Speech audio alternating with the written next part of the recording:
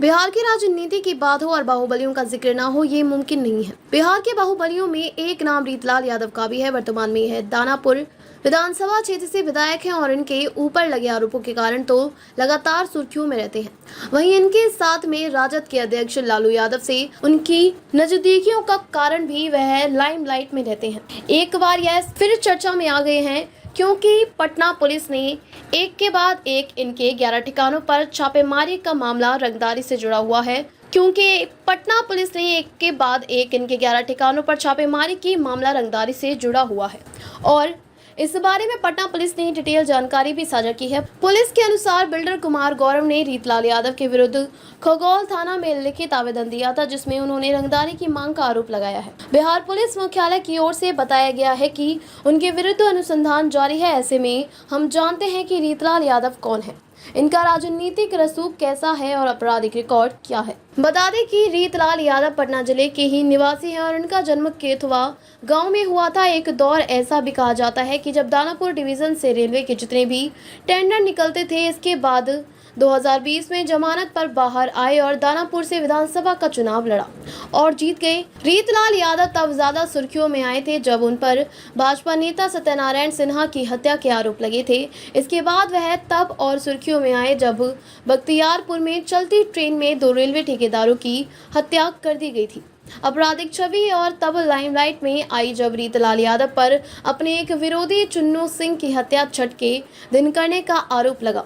वर्तमान में भी इन पर कई केस चल रहे हैं। हालांकि वह जेल से बाहर हैं क्योंकि बीते 14 मई 2024 को पटना के एमपी एमएलए कोर्ट ने रीतलाल यादव को सत्यनारायण सिन्हा हत्याकांड से बरी कर दिया था। इस मामले को लेकर सत्यनारायण सिंह की पत्नी और पूर्व विधायक आशा देवी ने पटना हाई कोर्ट में एक अपील दायर की थी और निचली अदालत से बरी होने के निर्णय चुनौती दी थी। आशा देवी की अपील पर पटना हाई कोर्ट ने इनको नोटिस जारी किया है। बता दें कि बाहुबली छवि के रीतलाल यादव पर भाजपा के नेता सत्यनारायण सिंह की हत्या के आरोप लगे थे। बात 30 अप्रैल 2003 की थी जब पटना के गांधी मैदान में लालू प्रसाद यादव की तेल पिलावन लाठी घुमावन रैली का आयोजन किया गया था।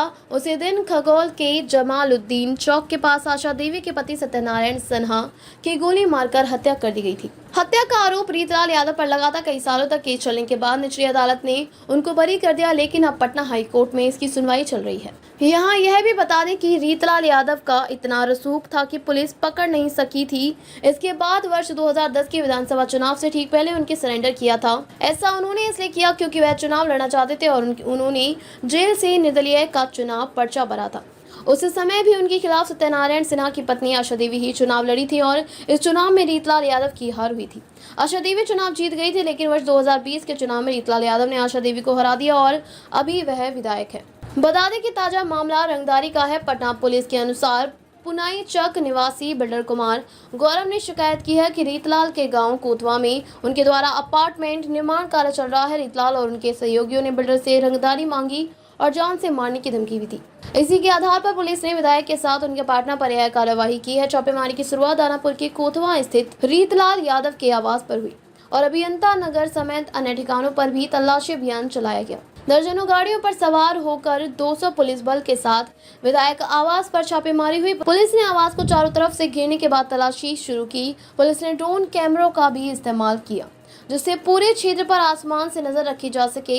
वहीं रीतलाल यादव ने एक्स पर पोस्ट आरोप लगाया कि चुनाव से पहले 1000 पुलिस बिना सर्च वारंट और बिना सूचना के छापेमारी करने पहुंच गई। वे 1990 के दशक से ही क्षेत्र में दबंगई और अवैध बालू खनन के लिए कुख्यात रहे हैं। गंगा और सोन नदियों से होने वाले बालू खनन पर इनका व्यापक नियंत्रण बताया जाता है।